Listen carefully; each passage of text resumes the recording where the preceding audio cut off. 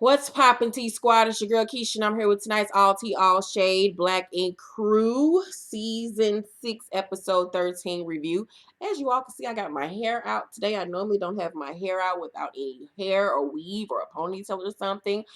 But I've been letting my hair grow out now for a year. For you new subscribers, my hair was shaved off in the back. My hair has been shaved off in the back since I was like 12 years old.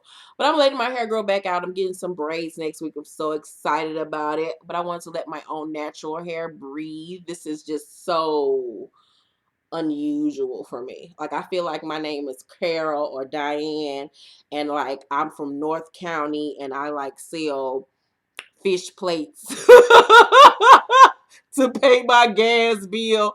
I feel like I look like I fight my nigga every weekend so he won't go out to the club and bitches stay calling his phone and I stay in the house crying and eating myself to death. Like, I feel like I look a mess and I feel so old with my hair just out. Ew, I just don't like it. But anywho, I'm be back popping. I'm be back cute next week. But anywho, so let's get into this review. So we start off tonight's episode with Teddy wanting to fuck Jada because guys are apparently going crazy over her and her blue wig. Bay comes in and says that Rob agreed to the shotgun wedding. She wants him to come to her bachelorette party, but C's apparently has planned a snow trip. So instead of, doing it separately, they're just going to have the whole thing together at the ski lodge. So Ski goes by Sky's crib in New York to tell her about his meeting with Genesis. She's very nervous to hear the news. Her best friend is there with her. He tells her that, they look just like, they act just alike. And it was just like looking at her in the mirror, and that Genesis told him everything that he has been through over the last 15 years. Sky gets very emotional and starts crying when he tells her that Genesis feels like, she basically don't give a fuck about him. She says she loves him and this is not making any sense to her because she feels like she gave him a better life by giving him up for adoption. Cease feels like they both need to just sit down and talk to each other, and Sky just feels like at this point she don't know what more she can do to get him to understand her point of view. And as you can see for next week's episode, they will sit down. Hopefully this sit down will go better than the last one. I know that her and her relationship with her other son has still been going very strong. He always comes to visit her and spend time with her. So hopefully her and Genesis can get on the same page. I'm not going to continue to rehash my thoughts on this whole thing because, like I said, I feel like I understand where both of them are coming from. I see both of their points of view. It's just a lot of hurt and anger there. They need intensive therapy. This situation, they need to bridge the gap and work their way through this whole situation. Oh, again.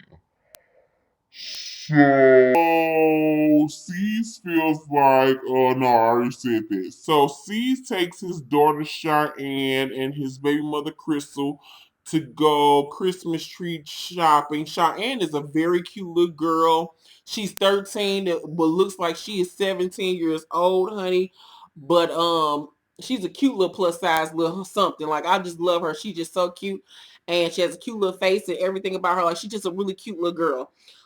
He was supposed to get her for the weekend, but he's going skiing and said so his baby mama is mad because she feels like once again he's putting partying over spending time with his daughter. And I 100% agree. Cause she like, if you going skiing, nigga, how about take your daughter so she can experience that? And I was like, duh, like, why wouldn't you want to have your daughter experience that? This is not even your first time going. It's like the second or third time y'all did this whole ski trip thing on the show. So take your daughter with you. So instead of worrying about getting pussy from Kitty, and that whole season Kitty storyline is so fucking fake. Don't even believe the hype.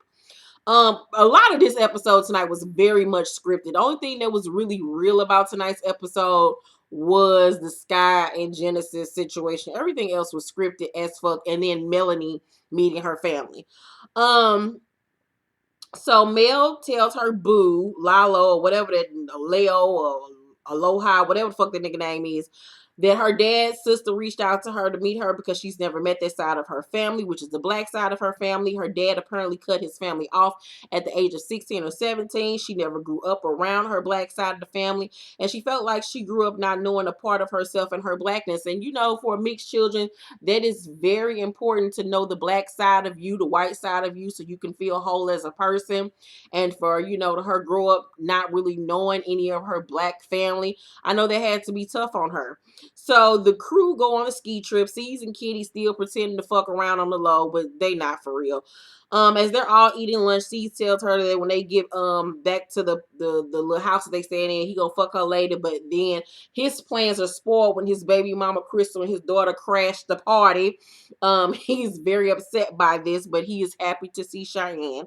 So Mel and her baby daddy and Kai go to her Aunt Coco's apartment. And as soon as her Aunt Coco opened the door, you can tell immediately that they are some kin. They have the same shaped face, same skin complexion. Everybody on her father's side of the family looks just like her. Um, so she asks, as they're sitting down for dinner, why her dad left home. Her aunt says that he was like their father growing up because their mother put a lot on him. Her grandmother had 5 kids. She was a single mom and worked every day. Sometimes there would be no food in the house, and her father at the age of 12 had to step up to help up around the house. And he left home because it was just too much on him for him to be so young. Her aunt feels like she thinks that he hasn't reached out to them over the years because he feels guilty for leaving them. That's the only assumption that she has. Melanie starts to cry because she's happy that she met them. And from what I saw, they seem like great people. Hopefully, they can continue on their relationship, and hopefully, her father can mend his relationship with that side of the family. But it's good to see that she got to meet them. They seem well adjusted. They don't seem crazy or ghetto or any shit like that. So good for Mel. So the crew gets to the house and it's nice, and C's and Kit are flirting.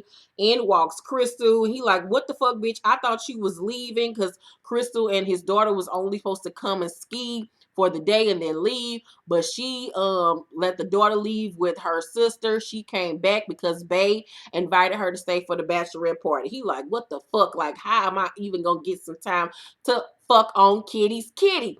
But we all know once again that this whole storyline with him and Kitty is what? Fake.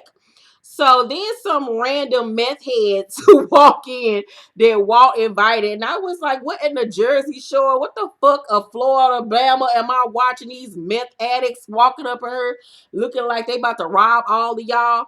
Everybody started drinking and partying. Teddy and Jada are all over each other. That shit is scripted as well too. I don't believe nothing about that. They apparently go into the bathroom to fuck, but it wasn't even her. They audio, that moaning audio wasn't even her voice for real. I'm like, do better, VH1. So C's and Becky with the thin hair, because Honey looked like she had like 3 tracks in her head. Her hair was so goddamn thin. They up there pretending to flirt or whatever. That shit was so goddamn scripted. He and Kitty then have a pretend convo about her being mad. Um, that whole conversation that they had on them steps was full of voiceovers. I told y'all about voiceovers. Anytime you hear a voiceover and you don't see the actual person's mouth moving and them talking, that shit is scripted. That's some shit that they went in and added after the fact to make a storyline. The shit was scripted. So he tells her they gonna go upstairs, get in the tub together. He go upstairs and then he see Becky with the thin hair in the tub or whatever, and she probably in there smelling like wet dog. Kid come in, she pretend to be mad and she leave out pissed. Then the next morning, Sky asks everybody what happened because she went to sleep. She didn't want to be bothered with them niggas. She asked anybody to sleep with each other. Donna, to try to avoid Sky blowing up, says that she heard noises coming from C's rooms and thinks that he and Kitty fucked. And Sky like, also, you back sucking your boss's dick? And she like, no, it wasn't me. It was probably one of them white girls he was fucking. And then they asked Crystal, was it her? And she was like, you gotta be fucked up. No, it wasn't me. But while y'all getting on me, why don't you talk about Ted and Jada and how they was acting? So Sky look up like, what the fuck? But it was so scripted because you even saw her damn near start laughing when she raised her head. So Sky say, wow, I can't believe the amount of hurt I have right now. I really believe that you would keep your legs closed and your mouth shut. Where the fuck is Teddy at? And then in walks Teddy on cue. Him and C's come in with coffee for everybody. And Sky said, I just want to know, from you, did you and Jada fuck? And Teddy say, nah, I didn't fuck Jada. And Sky like, I don't believe you, so let me pull out my lie detector right now. Then this dumb bitch unzips her onesie and pulls out her titties, honey, and says, look at me in my eyes. That shit was hella funny. And Walt says, this is really happening right now. Okay, all right. And then Sky says, each time my titties jump, I know lies are being spread. Did you fuck Jada? And Teddy said, I ain't do nothing, Sky. Sky titties get to jumping and shit. And then Sky said, you're lying. Fuck you and fuck everybody. And she stormed out. The whole thing was scripted, but it was funny nonetheless. Let me know what you think about tonight's episode of Black Ink Crew. Make sure to thumbs up this video, subscribe to my channel, and don't talk about me and my hair. I know I look basic AF. Basic as fuck. Oh, child. I look like I get an SSI check, a week check, a EBT check. I look like that girl that be standing outside the goddamn grocery store asking you want to buy some food stamps.